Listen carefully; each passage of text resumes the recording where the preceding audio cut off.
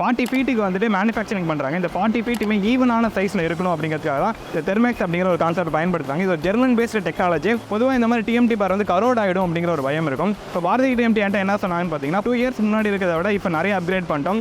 Crore resistant பண்ணுறதுக்கு EPOXY coating நம்ம கொண்டு வந்திருக்கோம் மாதிரிலாம் சொல்லியிருந்தாங்க. இப்போ அதெல்லாம் பார்க்கலாம். ஸோ பாரதி டிஎம்டியோட ப்ரைஸிங் எப்படி இருக்குது மற்ற கம்பெனியோட ப்ரைஸை கம்பேர் பண்ணுவோம். அதாவது பாரதி டிஎம்டியோட ப்ரைஸிங் பார்க்கும்போது நீங்கள் நம்ம பார்த்து ஒரு வீடு கட்டிகிட்டு இருக்கோம். அந்த வீட்டுக்கு நல்ல குவாலிட்டியான ஒரு டிஎம்டி பார் சூஸ் பண்ணுறது ரொம்ப இம்பார்ட்டன்ட். நிறைய வந்து பார்த்தீங்கன்னா நம்ம செலவு அதிகமாக எடுத்துக்கிறது இந்த டிஎம்டி பார் தான். டிஎம்டி பார்ஸ் நிறைய வகைகள் இருக்குது. அதெல்லாம் பற்றி இந்த வீடியோவில் பார்க்கலாம். அதுக்காக தான் நம்ம வந்து பாரதி டிஎம்டி வந்திருக்கோம். பாரதி டிஎம்டியோட மேனுஃபேக்சரிங் யூனிட் வந்திருக்கோம். ஏன்னா ஒரு டிஎம்டி பாரை எப்படி டெஸ்ட் பண்ணுறது அப்படிங்கிற எக்யூப்மெண்ட் நம்மள்ட்ட இருக்காது. ஸோ இந்த மாதிரி ஒரு டிஎம்டி பார் இருக்காங்க அப்படின்னா அவங்க வந்து எப்படி ஒரு டிஎம்டி பார் டெஸ்ட் பண்ணுறாங்க அப்படிங்கிறத காட்டும் போது அதோட குவாலிட்டி எப்படி இருக்குது அப்படிங்கிறத நம்மளுக்கு கண்டுபிடிக்க முடியும். அதே மாதிரி இப்போ 550 HST அப்படிங்கிற ஒரு டிஎம்டி பார் வந்து இன்ட்ரடியூஸ் பண்ணியிருக்காங்க பாரதி டிஎம்டி. ஸோ அது வந்து மோர் டக்டைலிட்டி அண்ட் மோர் ஸ்ட்ரென்த் இருக்கும் அப்படிங்கிற மாதிரி சொல்லியிருந்தாங்க. ஸோ அதையும் நம்ம டெஸ்ட் பண்ணி பார்க்க போகிறோம். பேசிக்காக ஒரு டிஎம்டி பார் எப்படி ஒரு ஃபில்லட்லேருந்து ரா மெட்டீரியல்லேருந்து ஃபைனல் டிஎம்டி பார் அவுட்டாக வரப்போகுது அப்படிங்கிற ஃபேக்டரி டூராகவும் இந்த வீடியோ இருக்க போகுது. இந்த வீடியோ முழுவதும் பாருங்கள், ரொம்ப யூஸ்ஃபுல்லாக இருக்க போகுது.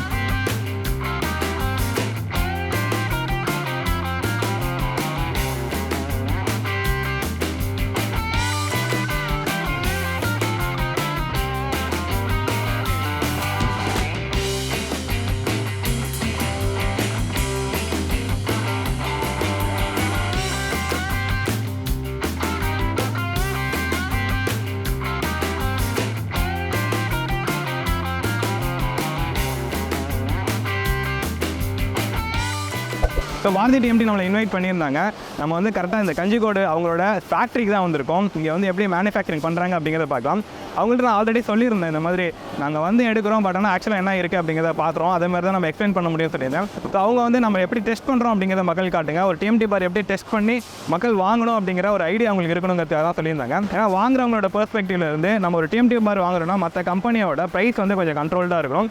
அதே மாதிரி அதோட டியூரபிலிட்டி கொஞ்சம் அதிகமாக இருக்கணும். ஸோ இதுக்காக தான் வாங்குகிறோம். இப்போ எப்படி மேனுஃபேக்சரிங் பண்ணுறாங்க அப்படிங்கிறத நம்ம பார்க்கலாம். ஸோ அதுக்கு முன்னாடி டிஎம்டி பாரை பற்றி உங்களுக்கு நான் சொல்லிடுறேன். டிஎம்டி பார் அப்படிங்கிறது தெர்மோ-மெக்கானிக்கல் ட்ரீட்மெண்ட் அப்படிங்கிறது அர்த்தம். ஸோ அப்படி தான் சிஎம்டி பாரை வந்து ரெடி பண்ணுறாங்க. ஸோ அந்த ப்ராசஸ் தான் இதில் நடந்துகிட்ருக்கு. இதை தாண்டி இப்போ டிஎம்டி பாரை நம்ம வீடுகளில் எதுக்காக பயன்படுத்துகிறோம்னா காங்கிரீட்டில் பயன்படுத்திருக்கோம். ஒரு ரீஇன்ஃபோர்ஸ்மெண்ட் மெட்டீரியலாக தான் இதை பயன்படுத்திட்டு இருக்கோம். ஸோ காங்கிரீட்டோட ஸ்ட்ரென்த் அதிகரிக்கிறதுக்கும் அதோட டியூரபிலிட்டி அதிகரிக்கிறதுக்கும் இந்த டிஎம்டி பார் வந்து ரொம்ப ரொம்ப இம்பார்ட்டண்டாக இருக்குது. பொதுவாக இந்த மாதிரி டிஎம்டி பார் வந்து கரோட் ஆகிடும் அப்படிங்கிற ஒரு பயம் இருக்கும். இப்போ பாரதி டிஎம்டி என்கிட்ட என்ன சொன்னாங்கன்னு பார்த்தீங்கன்னா 2 இயர்ஸ் முன்னாடி இருக்கிறத விட இப்போ நிறைய அப்கிரேட் பண்ணிட்டோம். கரோட் ரெசிஸ்டன்ட் பண்ணுறதுக்கு EPOXY கோட்டிங் நம்ம கொண்டு வந்திருக்கோங்க மாதிரிலாம் சொல்லியிருந்தாங்க. இப்போ அதெல்லாம் பார்க்கலாம். இப்போ பாரதி டிஎம்டி நியூவாக வந்து பார்த்தீங்கன்னா 550 HST அப்படிங்கிற டிஎம்டி பார்ஸை கொண்டு வந்திருக்காங்க. ஆல்ரெடி 450 இருந்தது, 600லாம் இருந்துச்சு. இது ரெண்டுத்துக்கும் என்ன வித்தியாசம்னு பார்த்தீங்கன்னா 450 பொறுத்த வரைக்கும் அது வந்துட்டு டக்டிலிட்டி அதிகமாக இருக்கும், ஆனால் ஸ்ட்ரென்த் கம்மியாக இருக்கும். அதே மாதிரி 600 பொறுத்த வரைக்கும் அதுக்கு வந்துட்டு ஸ்ட்ரென்த் அதிகமாக இருக்கும், டக்டிலிட்டி கம்மியாக இருக்கும். இந்த 550D அப்படிங்கிறது வந்து பார்த்திங்கன்னா ப்ராப்பரான ஒரு ஸ்ட்ரென்த்தும் ப்ராப்பரான ஒரு டக்டிலிட்டியும் இருக்கும். அப்படி இருந்தால் தான் நம்ம வீட்டுக்கு பர்ஃபெக்டாக அதை வந்து பயன்படுத்திக்க முடியும். ப்ராப்பரான டக்டிலிட்டி இருக்கிறதுனால நம்ம வீடுகளில் கார்னரில் நம்ம வந்து ராடை வளைக்கிற இடங்களில், ப்ளஸ் ஸ்டிரப்ஸ் ரெடி பண்ணுற இடங்களில், அப்புறம் கிராங்க் அடிக்கிற இடங்கள்லாம் வந்து பார்த்திங்கன்னா எங்கேயுமே பிரேக் ஆகாது அண்ட் லைஃப் நிறைய வரும். இது ரொம்ப ரொம்ப இம்பார்ட்டன்ட். அதை வந்து இவங்க கரெக்டாக ஃபாலோ பண்ணிட்டு இருக்காங்க. இப்போ பாரதி டிஎம்டி தெர்மெக்ஸ் அப்படிங்கிற ஒரு கான்செப்டை பயன்படுத்துகிறாங்க. இதை எதுக்காக பயன்படுத்துகிறாங்கன்னு பார்த்தீங்கன்னா எல்லா டிஎம்டி பாருமே 40 ஃபீட்டுக்கு வந்துட்டு மேனுஃபேக்சரிங் பண்ணுறாங்க. இந்த 40 ஃபீட்டுமே ஈவனான சைஸில் இருக்கணும் அப்படிங்கிறதுக்காக தான் இந்த தெர்மெக்ஸ் அப்படிங்கிற ஒரு கான்செப்ட் பயன்படுத்துறாங்க. இது ஒரு ஜெர்மன் பேஸ்டு டெக்னாலஜி. இப்போ அவங்க யூஸ் பண்ணது ரொம்ப சூப்பராக இருக்குன்னு சொல்லலாம். ஏன்னா 40 ஃபீட்டுக்கு ஸ்டார்டிங்லேருந்து கடைசி வரைக்கும் அந்த கிரேடை கீப் அப் பண்ணுறதுக்காக தான் இந்த டெக்னாலஜி யூஸ் பண்ணிட்டு இருக்காங்க.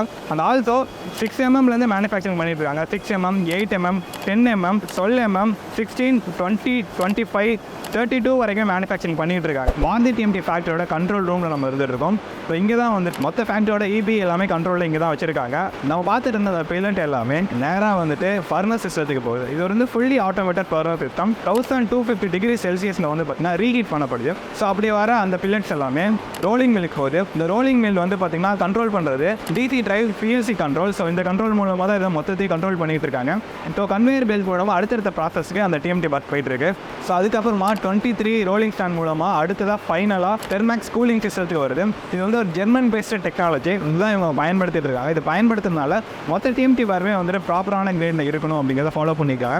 40 ஃபீட்னு ஒரு ராடு வருது அப்படின்னு பார்த்தீங்கன்னா end to end ஒரே கிரேடாக இருக்கணும். இதை ஃபாலோ பண்ணிட்டு இருக்காங்க. இது மூலம் இதை தாண்டி கடைசியாக கூலிங் பெட்டுக்கு போகுது. கூலிங் பெட்டில் ஒரு ராடும் செப்பரேட் பண்ணுறாங்க. ஏன்னா ஒரு ராடு இன்னொரு ராடோட ஒட்டாமல் இருக்கணும். இப்போ அந்த ஹீட்டை வந்துட்டு ரெடியூஸ் பண்ணி ஒரு ராடையும் தனியாக செப்பரேட் பண்ணிட்டு ஸோ ஃபைனலாக வந்து பார்த்தீங்கன்னா ஆஸ்கம் அப்படிங்கிற ஒரு இட்டாலி பேஸ்டு கான்செப்டை யூஸ் பண்ணிட்டு கட்டிங் சிஸ்டம் மூலமாக ஹைட்ராலிக் கட்டிங் பண்ணுறாங்க. ஸோ ஹைட்ராலிக் கட்டிங் பண்ணதுக்கப்புறம் ஒரு கட்டிங் எத்தனை ராடு வேணும் அப்படிங்கிறத பைண்ட் பண்ணிட்டு பேக்கிங் சிஸ்டம் கொண்டு போயிடுறாங்க. ஸோ பேக்கிங் சிஸ்டம்லேருந்து டீலர்ஸ் அண்ட் கடைகளுக்குலாம் இது போயிட்டுருக்கு. இப்போ ஒரு நல்ல டிஎம்டி பார் நம்ம வாங்குறோன்னு பார்த்தீங்கன்னா அதுக்கு ஒரு குறிப்பிட்ட டெஸ்ட்லாம் நம்ம பண்ண வேண்டியது இருக்குது. So quality test, quality control டீமில் பண்ணிகிட்டு இருப்பாங்க. ஸோ இது எதுக்காக பண்ணுறாங்கன்னு பார்த்தீங்கன்னா நம்ம ஒரு மெட்டீரியலை யூஸ் பண்ணும்போது அதில் நடைமுறையில் இருக்கக்கூடிய பிரச்சனைகள் எதுவுமே இருக்கக்கூடாது அப்படிங்கிறதுக்காக தான் பயன்படுத்துகிறாங்க. பொதுவாக ஒரு நல்ல டிஎம்டி பார் அப்படிங்கிறது அதோட டென்சைல், ஈல்ட் ஸ்ட்ரென்த், ஸோ அதோட எலாங்கேஷன் ஃபங்க்ஷன்ஸ் லைக் டக்டிலிட்டி தான் ரொம்ப ரொம்ப இம்பார்ட்டண்டாக இருக்கும். ஸோ அப்போ தான் நம்ம வளையும் போது எங்கேயுமே உடையாமல் இருக்கும். அதோட கம்ப்ரசிவ் ஸ்ட்ரென்த் அதிகமாக இருக்கணும். ஸோ இதெல்லாம் எப்படி டெஸ்ட் பண்ணுறாங்கன்னு பார்த்தீங்கன்னா ஒரு சில டெஸ்ட் மெத்தட்ஸ் இருக்குது. ஸோ அதான் நம்ம பார்த்து எப்படி பண்ணுறாங்க அப்படிங்கிறத தெரிஞ்சுக்க போகிறோம். நம்ம கூட பாரதி டிஎம்டியோட ஸ்டாஃப் கணேஷ் இருக்காங்க. ஹலோ. ஸோ மெயினாக வந்துட்டு ஒரு கம்பெனியும் குவாலிட்டி கண்ட்ரோல் அப்படிங்கிறது இம்பார்ட்டன்ட்.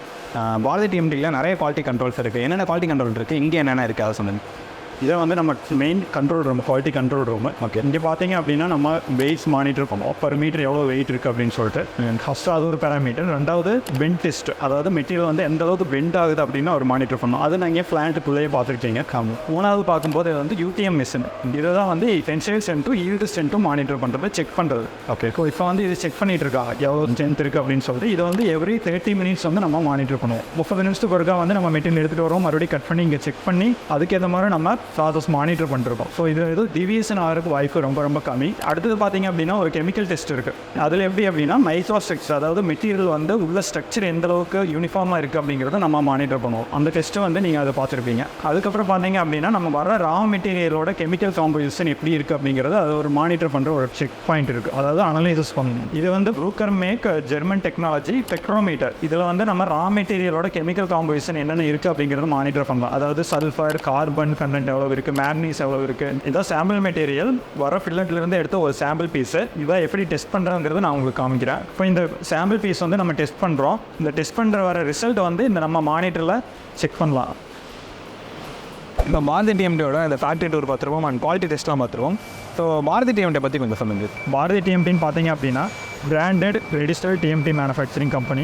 இது பார்த்தீங்க அப்படின்னா கிட்டத்தட்ட 100 வருஷமாக நம்ம இந்த மார்க்கெட்டில் இருக்கோம். இப்போ வந்து பார்த்தீங்கன்னா மார்க்கெட்டில் நிறைய கம்பெனிஸ் இருந்துட்டு இருக்காங்க தமிழ்நாட்டில். ஸோ பாரதி டிஎம்டியோட ப்ரைஸிங் எப்படி இருக்குது, மற்ற கம்பெனியோட ப்ரைஸை கம்பேர் பண்ணும்போது? அதாவது பாரதி டிஎம்டியோட ப்ரைஸிங் பார்க்கும்போது நீங்கள் காம்படிட்டிவாக இருக்கும். மற்ற பிராண்டட் கம்பெனி கம்பேர் பண்ணும்போது உங்களுக்கு வந்து ப்ரைஸ் வந்து காம்படிட்டிவாக இருக்கும். அதே மாதிரி குவாலிட்டி வந்து நம்ம காம்ப்ரமைஸ் பண்ணுறதே கிடையாது. இப்போ பாரதி டிஎம்டி ஹெச்எஸ்டி அப்படிங்கிற ஒரு கான்செப்ட்டை கொண்டு வந்திருக்காங்க. இது வந்து அதிகமான டக்டைலிட்டி இருக்கும், அதே மாதிரி ஸ்ட்ரென்த்தும் அதிகமாக இருக்குங்கிற மாதிரி சொன்னாங்க. ஸோ 550 ஹெச்எஸ்டி மெட்டீரியல் நம்ம யூஸ் பண்ணுறதுனால நிறைய விஷயங்கள், நல்ல விஷயங்கள் இருக்குது. ஸோ இதில் வந்துட்டு பாஸ்பரஸ் அண்ட் கார்பனோட அளவு கம்மி பண்ணுறதுனால இதோட குவாலிட்டியுமே அதிகமாக இருக்குன்னு சொல்லலாம். பாரதி டிஎம்டி வந்து EPOXY கோட்டிங் அப்படிங்கிறத யூஸ் பண்ணுறாங்க. இது யூஸ் பண்ணுறதுனால டிஎம்டி பார்ஸோட கரோசன் லெவலை கம்மி பண்ண முடியும். ஃபாரினில் இந்த டெக்னாலஜி நிறைய பயன்படுத்திட்டு இருப்பாங்க. இது வந்து நம்ம டிஎம்டி பார் வாங்கினதுக்கப்புறமா எக்ஸ்ட்ராவாக பெயிண்ட் பண்ணுவோம். பட் EPOXY கோட்டிங்கோட வரதுனால நம்ம வீட்டுக்கு பயன்படுத்தும் போது சீக்கிரமாக துருப்பிடிக்காது, லாங் லைஃப் வரதுக்கு அது யூஸ்ஃபுல்லாக இருக்குது. ஸோ கன்ஸ்ட்ரக்ஷனில் தண்ணியோட ரியாக்ட் ஆகாமல் இருக்கிறதுக்காக தான் இந்த கோட்டிங் அவங்க யூஸ் பண்ணிட்டு இருக்காங்க. இந்த வீடியோ பார்த்துருப்பீங்க. இந்த வீடியோ வந்துட்டு ஒரு டிஎம்டி பார் எப்படி மேனுஃபேக்சரிங் பண்ணுறாங்க, டிஎம்டி பார் எப்படிலாம் டெஸ்ட் பண்ணலாம் அப்படிங்கிறத நம்ம பார்த்துருப்போம். ஸோ இந்த மாதிரியான டெஸ்ட்லாம் வந்துட்டு பண்ணதுக்கு அப்புறமா தான் அந்த டிஎம்டி பாரோட கம்ப்ரசிவ் ஸ்ட்ரென்த்தாக இருக்கட்டும், அதோட டக்டைலிட்டியாக இருக்கட்டும், எல்லாமே ரொம்ப ரொம்ப இம்பார்ட்டண்ட்டாக இருக்கும். ஸோ இதெல்லாம் இது மூலமாக தான் நம்மளால் கண்டுபிடிக்க முடியும். இந்த நாம்ஸில் இருக்கிற டிஎம்டி பஸ்ஸை நம்ம கன்ஸ்ட்ரக்ஷன் கண்டிப்பாக பயன்படுத்தலாம். ஸோ நிறைய கம்பெனிஸ் வந்து இதை ஃபாலோ பண்ணிட்டு இருக்காங்க. பாரதி டிஎம்டி ஃபாலோ பண்ணுறது நம்ம வீடியோ மூலமாக காட்டும் போது மக்களுக்கு புரியுற மாதிரி சொல்லியிருந்தாங்க. இப்போ அதனால இதை ஃபாலோ பண்ணதை நம்ம வீடியோவாக எடுத்து காட்டியிருக்கோம். ஸோ இதை தாண்டி இவங்களோட இம்பார்ட்டண்டான ஒரு விஷயம் என்னன்னு பார்த்தீங்கன்னா ஜடேஜா இவங்களோட பிராண்ட் அம்பாசிடராக இருக்காங்க. ஸோ ரீசெண்ட் டைமில் வந்து பார்த்தீங்கன்னா சிஎஸ்கே வின் ஆகிறதுக்கு ஜடேஜா தான் மெயினான ஒரு ரீசனாக இருந்தார். ஃபைனல் பாலில் ஒரு 4 அடிச்சு வின் பண்ணி கொடுத்தாரு. ஒரு ஆல்ரவுண்ட் பிளேயரும் கூட, ஒரு ஆல்ரவுண்டான எல்லா விஷயங்களுமே இன்க்ளூடாக எங்கள்கிட்ட இருக்குது, பாரதி டீம்கிட்ட இருக்குது அப்படிங்கிற மாதிரி தான் ஜடேஜா பிராண்ட் அம்பாசிடராக யூஸ் பண்ணியிருக்காங்க. ஸோ சூப்பரான ஒரு விஷயம். ஸோ பாரதி டீம்லேயே நீங்கள் ஏதாவது ஸ்டீல் எடுக்கணும் அண்ட் பாரதி டீம் பற்றி தெரிஞ்சுக்கணும்னு நினச்சிங்கன்னா அவங்களோட வெப்சைட் டீட்டெயில், கான்டாக்ட் டீட்டெயில் எல்லாமே கீழே இருக்குது. நீங்கள் அவங்களை கான்டாக்ட் பண்ணலாம். நீங்கள் வீடு கட்டுறவங்களா இருக்கலாம், இல்லை ஒரு இன்ஜினியர் ஆர்கிடெக்டாக இருக்கலாம். உங்களுக்கு இந்த வீடியோ கண்டிப்பாக யூஸ்ஃபுல்லாக இருந்திருக்கும். ஒரு டிஎம்டி பார் எப்படி ரெடி பண்ணுறாங்க, எப்படி வந்து இந்த குவாலிட்டி செக் பண்ணுறாங்க அப்படிங்கிறது எனக்கு ரொம்ப கியூரியஸாக இருந்தது. அதனால இந்த வீடியோ மேக் பண்ணேன். ஸோ தேங்க்ஸ் ஃபார் வாட்சிங் திஸ் வீடியோ. ஒரு பியூட்டிஃபுல்லான வீடியோ உங்கள்கிட்ட தருத்துட்டேன். இதே மாதிரி இன்னொரு கன்ஸ்ட்ரக்ஷன் அண்ட் வீடு சம்மந்தப்பட்ட வீடியோவோட உங்களை சந்திக்கிறேன். உங்களிடமிருந்து விடைபெறுவது இன்ஜினியர் அகிலன். பாய்.